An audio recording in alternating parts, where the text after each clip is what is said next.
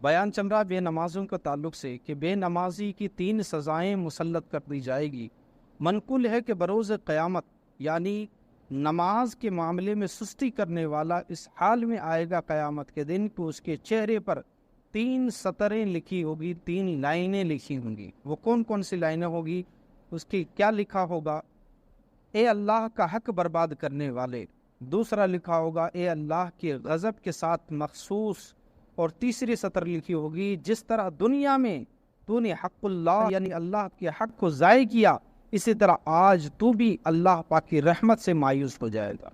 اس طرح 3 سطریں لکھی ہوں گی، 3 لائنیں لکھی ہوں گی۔ آگے تفسیر الجنان جلد 6 صفحہ نمبر 263 پر ہے، جیسے گناہ کا عذاب دنیا اور آخرت میں بھگتنا پڑتا ہے، یوں ہی نیکی کا اجر ہمیں دنیا میں بھی اور آخرت میں بھی اسے نصیب ہوتی ہے۔ بیان کرتے ہیں کہ جو مسلمان 5 نمازیں پابندی سے جماعت کے ساتھ ادا کرے اسے رزق میں برکت ہوتی ہے اور قبر میں فراخی نصیب ہوگی اور پل صراط پر آسانی سے گزرے گا، اور جو جماعت کا تارک ہوگا یعنی نماز بجماعت چھوڑے گا اس کی کمائی میں برکت نہیں ہوگی، چہرے پر صالحین کے آثار نہیں ہوں گے اور لوگوں کے دلوں میں اس سے نفرت پیدا ہو جائے گی، پیاس اور بھوک میں جاکنی اور قبر کی تنگی میں مبتلا ہوگا اور اس کا حساب بڑا ہی سخت ترین ہوگا۔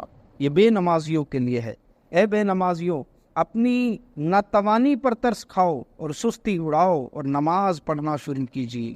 جب نماز کی عادت پڑ جائے گی تو پھر انشاءاللہ نماز پڑھے بغیر آپ کو چین نہیں ملے گا۔ یہ نماز اتنی بابرکت چیز ہے کہ جب ہم اللہ تبارک و تعالیٰ کی رضا کے لیے نماز ادا کرتے ہیں تو اللہ تبارک و تعالیٰ ہمارے دلوں میں چین اور سکون عطا فرماتا ہے۔ ہماری نماز بلکہ ہم اپنے نیندوں کے اندر بھی ہم راحت نصیب ہو جاتی ہے، اور جو لوگ نماز نہیں ادا کرتے اس کی نیندوں سے بھی راحت ختم کر دی جاتی ہے۔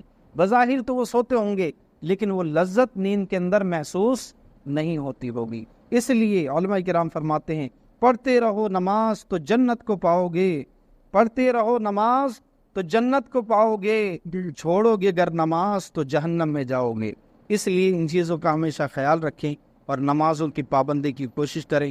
آپ دکان میں ہو، حضر میں ہو، سفر میں ہو، جہاں بھی ہو، نمازوں کا وقت ہو جائے فوراً نماز ادا کر لو۔ جیسے ہی نماز کا وقت ہو، رزق کمانے کے لیے ہم گھر سے نکلے، ہم دکان پر پہنچے، نماز کا وقت ہو گیا، دکان چھوڑیں گے تو ہو سکتا ہے چوری ہو جائے یا کوئی مال ضائع ہونے کا اندیشہ ہے، وہیں مصلی لگاؤ، وہیں نماز پڑھ لو، لیکن نماز نہ چھوڑو۔ مولا تعالیٰ ہمیں ہماری نمازیں پابندی کے ساتھ ادا کرنے کی توفیق عطا فرمائے۔